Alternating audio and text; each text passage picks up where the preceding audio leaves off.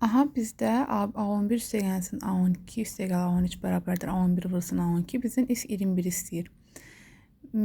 Bizə məlumdur ki, ədədi silsilədə hər hansı bir hədd özündən eyni uzaqlıqda olan iki həddin ədədi ortasına bərabərdir. Yəni A12 bərabərdir A11 üstəgəlsin A13 bölünsün 2. Aha.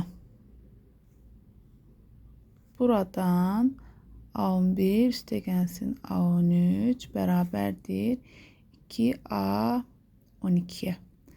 Bunu biz burada əvəzləsək alarıq 3A12 bərabərdir A11 vurulsun A12. A12'lər getdi, aldıq A11 bərabərdir 3.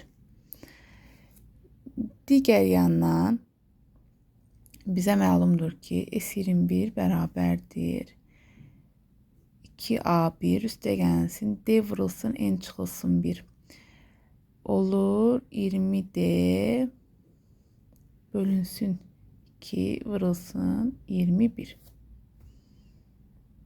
Yəni N. Buradan da 2'ləri aparsaq qalacaq. 2'lər gedir. A1 üstəgəlsin 10D vurulsun 21. A1 üstəgəlsin 10D nədir? A11. A11'imiz nədir? 3. 3'ü də vururuq 21'ə bərabərdir 63.